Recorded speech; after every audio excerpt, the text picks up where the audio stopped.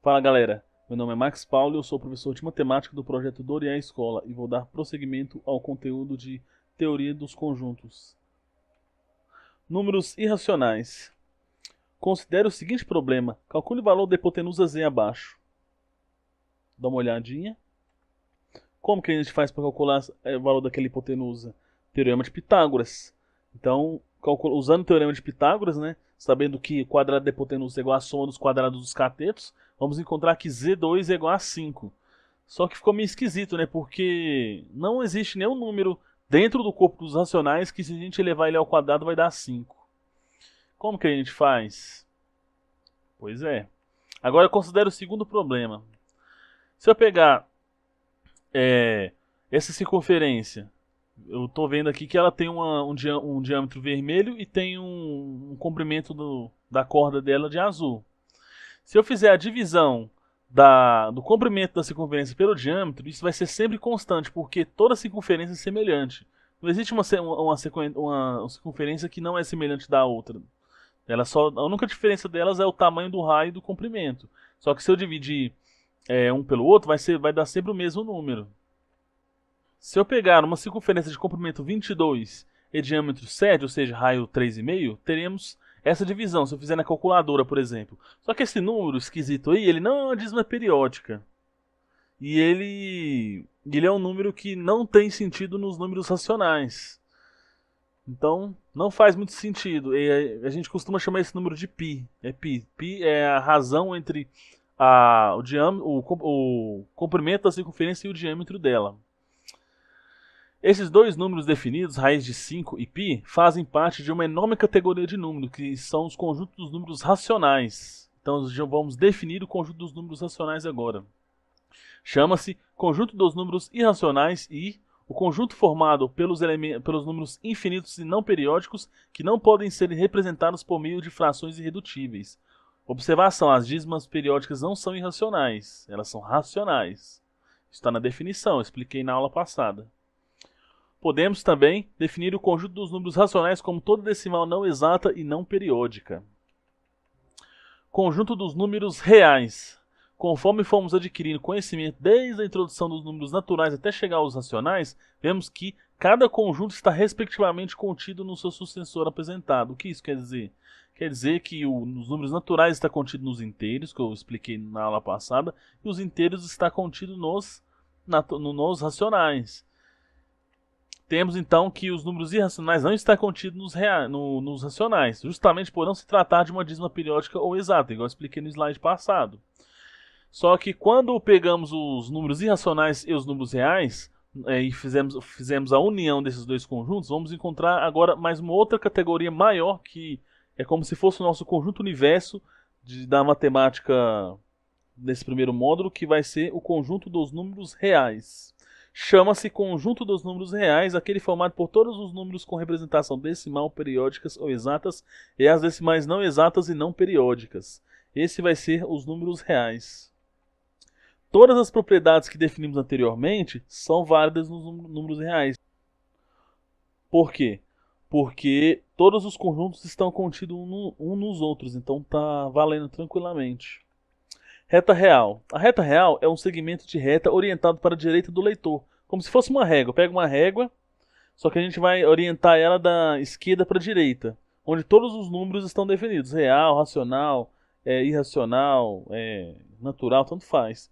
Seria essa reta, que seria a reta real. Eu coloquei só os números inteiros nessa reta, porque ficaria esquisito se eu colocasse π, raiz de 5, não ia fazer muito sentido. Só que a gente pode olhar essas bolinhas que eu coloquei aí, que representa cada número irracional. Por exemplo, essa verdinha aqui é o raiz de 5.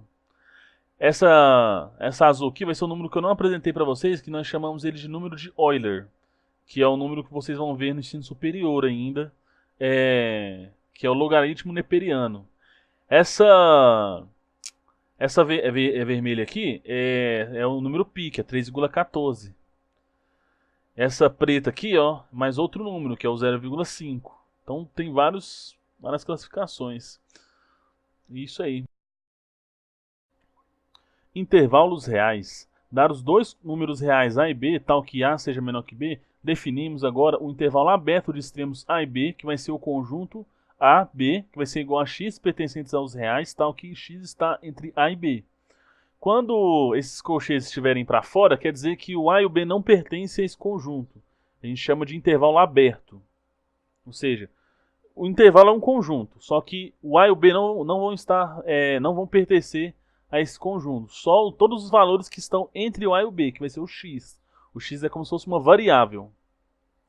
Um intervalo fechado de extremos A e B, que vai ser o conjunto AB, x pertence aos reais, tal que x esteja entre A e B. Só que agora vai ser menor ou igual. Esse menor ou igual significa que o A e o B também pertencem a esse conjunto. Então vai ser um intervalo fechado. Então os colchetes vão estar para dentro. Mas pode ser que esse intervalo esteja aberto ou para a esquerda ou para a direita.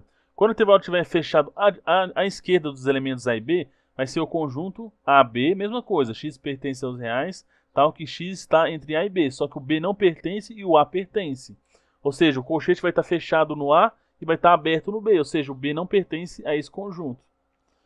Só que ele pode estar fechado à direita também. Então vai ficar o quê? AB, x pertence aos reais, tal que, que x está entre A e B. Só que o A não pertence e o B pertence. Também teremos casos onde o intervalo pode ter início, mas ele não vai ter fim. Vai ser o seguinte: o menos infinito quer dizer que é toda a reta real lá do infinito até chegar no A, e o A vai estar pertencendo, porque tá vendo que o colchete está apontado para o A? Então vai ser x pertence aos reais, tal que x é menor ou igual a A. Ou seja, é todo o intervalo até chegar no A e o A também.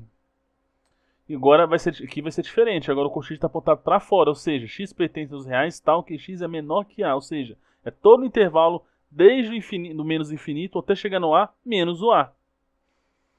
Agora vai ser para o mais infinito. Agora vai começar no A e não vai terminar mais. E o A também vai estar presente, porque o colchete está apontado para o A. Ou seja, x pertence aos reais, tal que x é maior ou igual a A.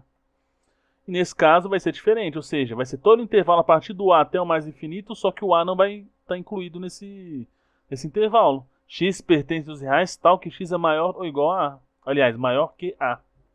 Observação: o lado infinito do intervalo jamais será um intervalo fechado, ou seja, toda vez quando for escrever um intervalo, no intervalo do infinito, o colchete sempre vai estar para fora, porque é infinito, então não faz muito sentido ele está para dentro. Interpretação geométrica. Primeiro caso, vai ficar o seguinte. O primeiro amarelo vai ser um intervalo aberto quando a bolinha estiver sem nada colorido, quer dizer que o intervalo é aberto nos extremos. Quando tiver colorido, quer dizer que o intervalo é fechado, como no caso do verde. No caso do vermelho, vai estar fechado no A e vai estar aberto no B. Quer dizer que faz sentido isso. Quando tiver aberta, quer dizer que o colchete para fora.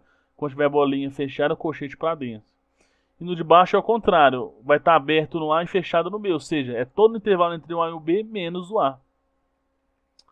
No segundo caso, agora do infinito, tá vendo que é do menos infinito rosinha até chegar no A fechado, do menos infinito até chegar no A aberto laranja, vai começar no infinito azul fechado e vai começar no infinito cinza aberto. Igualzinho, só que é uma representação geométrica.